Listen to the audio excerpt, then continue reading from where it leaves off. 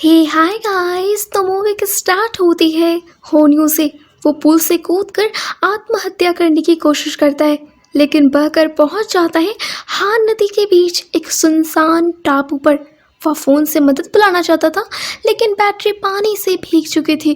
हताश होकर वो जंगल में रास्ता ढूंढता है, लेकिन कहीं से भी बाहर जाने का रास्ता नहीं निकलता। रात को ठंड से कांपते हुए वो पुल के नीचे सो जाता है। अगली सुबह जब होती है तो उसे एक जहाज दिखाई देता है। वो चश्मा पहनकर खुद को संवारता है ताकि लोग उसे भिखारी ना समझे। हाथ हिलाकर मदद मांगता है, पर जहाज पर जो लोग थे उसे लग रहा था कि वो हेलो कर रहा है, तो वो भी हाथ हिलाकर जवाब देते हैं। निराश होकर होनियो रेत पर हेल्प लिख देता है। कुछ दिन ऐसे ही बीतते हैं। आखिरकार उसका मोबाइल सूख कर चालू हो जाता है। वह तुरंत पुलिस को कॉल करता है, पर पुलिस उसे पागल समझकर फ़ोन काट देती है। मोबाइल भी बंद हो चुका था। अब गुस्से और निराशा में होनियो नदी को पार करने की कोशिश करता है, लेकिन बदकिस्मती से उसे तैरना आता ही नहीं था। वो डूबते डूबते वापस टापू पर आ जाता है। टूटा हुआ होनियो अब टाई से फांसी लगाकर अपने जीवन का अंत करने का सोचता है, लेकिन अचानक ही उसका पेट खराब हो जाता है। वो तुरंत झाड़ियों में जाता है और वहाँ उसे लाल जंगली फूल मिलते हैं। वो जब उन्हें खाता है तो उसे बचपन की मीठी यादें आने लगती है, और तभी वो डिसाइड कर लेता है कि अब वो मरेगा नहीं, बल्कि वो जिएगा। वो धीरे धीरे टापू पर जीने का तरीका सीखने लगता है। कभी मशरूम खाता है तो कभी टूटी बोतलों से मछली पकड़ने की कोशिश करता है। आग जलाना सीखता है, पत्तों से घर बनाता है और नदी से बहकर आए हुए सामान से गुजारा करता है। यहाँ तक कि वो पक्षियों के पोटी में मिले बीजों से मकई उगाता है। इसी बीच एक दिन उसे नदी में बोतल बहती हुई मिलती है। अंदर लिखा हुआ था हेलो। होनियो इसका जवाब देता है। धीरे धीरे इन बोतलों के जरिए उसकी किसी से बातचीत शुरू हो जाती है। तब उसे पता चलता है कि ये असल में एक लड़की है, यूलियन।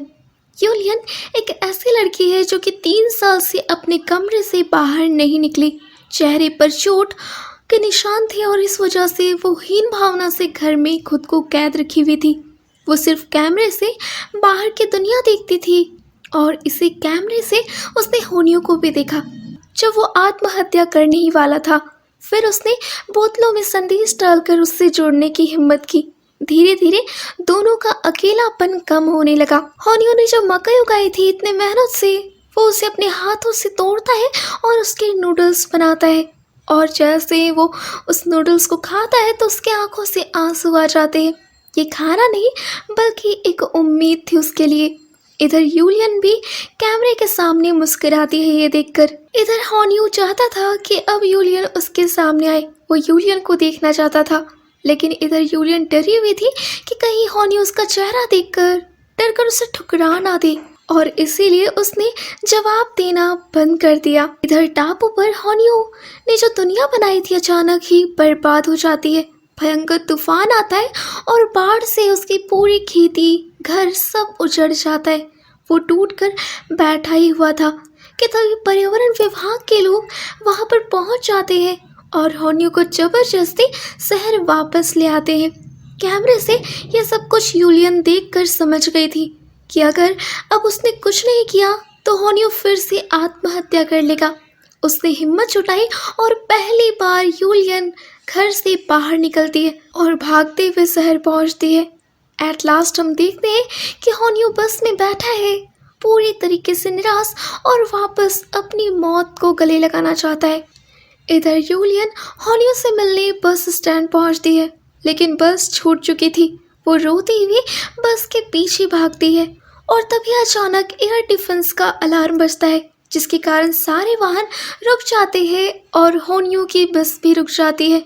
यूलियन दौड़कर बस पर चढ़ती है और अब दोनों आमने सामने थे। होनियो और यूलियन, जिन्होंने अपने जीने की उम्मीद खो दी थी, आखिरकार एक दूसरे में जीने की वजह ढूंढ लेते हैं, और यहीं पर ये फिल्म खत्म हो जाती है।